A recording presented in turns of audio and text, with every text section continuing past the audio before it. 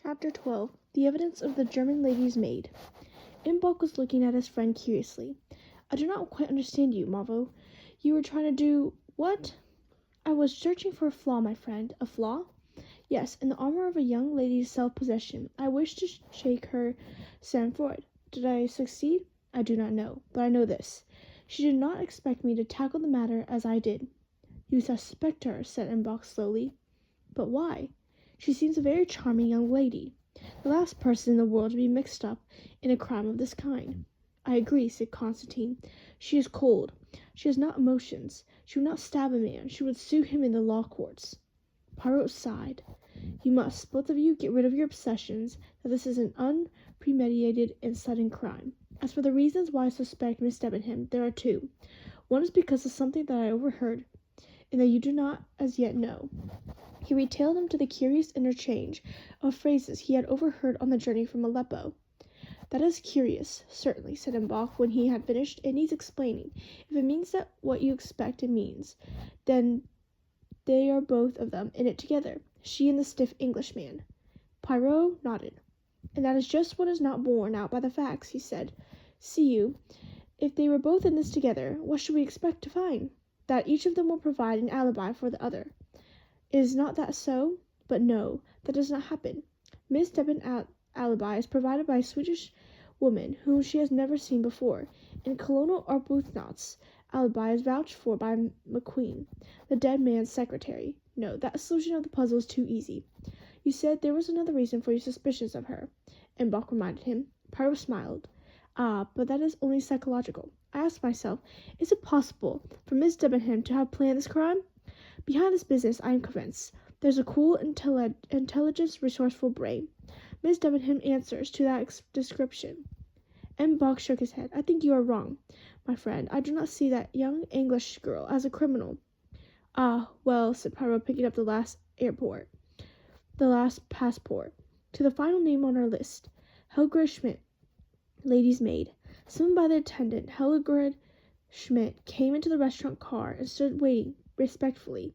Poirot motioned her to sit down. She did so, folding her hands and waiting placidly till he questioned her. She seemed a placid creature altogether, eminently respectable, perhaps not over-intelligent. Poirot's methods for Hildegard Schmidt were a complete contrast to his handling of Mary Debenham. He was at his kindest and most genial, setting the woman at her ease. Then, having got her to write down her name and address, he slid gently into his questions. The interview took place in German. "We want to know as much as possible about what happened last night," he said. "We know that you cannot give us much information bearing on the crime itself, but you may have seen or heard something that, while conveying nothing to you, may be valuable to us. You understand?" She did not seem so. Her broad, kindly face remained set in an expression of placid stupidity as she answered, "I do not know anything, monsieur." "Well, for instance, you know that your mistress sent for you last night?" "That, yes." "Do you remember the time?" "I do not, monsieur. I was asleep, you see, when the attendant came and told me." Yes. "Was it usual for you to be sent for in this way?" "It was not unusual, monsieur. The gracious lady often required attention at night. She did not sleep well." "Eh bien. Then you received the summons and you got up. Did you put on a dressing gown?" "No, monsieur. I put on a few clothes. I would not like to go to her excellency in my dressing gown." "And yet it is a very nice dressing gown, scarlet, is it not?" She stared at him. "It is a dark blue flannel dressing gown, monsieur." "Ah, continue." "A little pleasantry on my part, that is all." "So you went along to Madame la Princesse?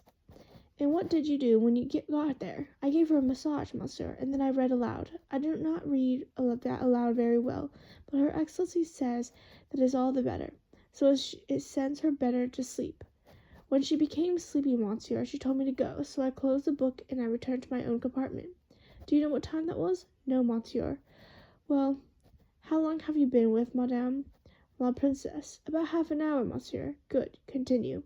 "First I fetched her excellency an extra rug from my compartment. It was very cold in spite of the heating.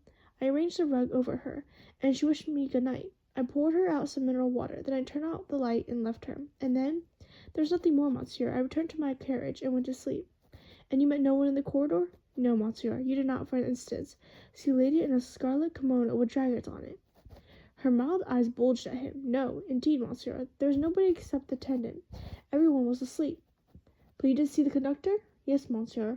What was he doing? He came out one of the compartments, monsieur. What? And Bock leaned forward. Which one? Hildegarde Schmidt looked frightened again, and Poirot cast a reproachful glance at his friend. Naturally, he said, the conductor often has to answer bells at night. Do you remember which compartment it was? It was about the middle of the coach, monsieur, 2 or 3 doors from Madame la Princesse. Ah, tell us, if you please, exactly where this was and what happened. He nearly ran into me, monsieur. It was when I was returning from my compartment to that of the princess with the rug, and he came out of a compartment almost collided with me. In which direction was he going? Towards me, monsieur. He apologized and passed down the corridor toward the dining car.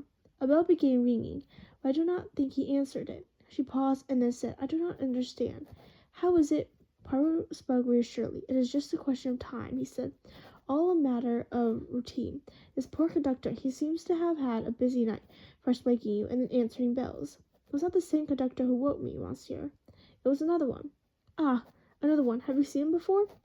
No, monsieur. Ah, do you think you could recognize him if you saw him? I think so, monsieur. Poirot murmured something in Bock's ears. The latter got up and went to the door to give an order. Poirot was continuing his questions in an easy, friendly manner. Have you ever been to America, Fräulein Schmidt? Never, monsieur. It must be a fine country. You have heard, perhaps, who this man who killed really was? That he was responsible for the death of the little girl? Yes, I have heard, monsieur. It was abominable, wicked. The good God should not allow such things. We are not so wicked as that in Germany. Tears had come into the woman's eyes. Her strong, motherly soul was moved. It was an abominable crime, said Poirot gravely. He drew a scrap of cambric from his pocket and handed it to her. Is this your handkerchief, Fräulein Schmidt? There was a moment of silence as the woman examined it. She looked up for a moment. Then the colour had mounted a little into her face. Ah, no, indeed, it is not mine, monsieur. It has an initial H, you see. That is why I thought it was yours. Ah, monsieur, it is a lady's handkerchief, that. A very expensive handkerchief, embroidered by hand. It comes from Paris, I should say. It is not yours, and you do not know who it is? I? Oh, no, monsieur. Of the 3 listening, only Poirot caught the nuance of hesitation in their reply. And Bock whispered in his ear. Poirot nodded and said to the woman, The 3 sleeping car attendants are coming in. Will you be so kind as to tell us which is the one you met last night, as you were going with the rug to the princess? The 3 men entered, Pierre Michel, the big, blonde conductor of the Athens-Paris coach, and the stout, burly conductor of the butcherous one. Hildegarde Schmidt looked at them and immediately shook her head. No, monsieur, she said. None of these is the man I saw last night. But these are the only conductors on the train. You must be mistaken. I am quite sure, monsieur. These are all tall, big men. The one I saw was small and dark. He had a little mustache. His voice, when he said pardon, was weak, like a woman's. Indeed, I remember him very well, monsieur.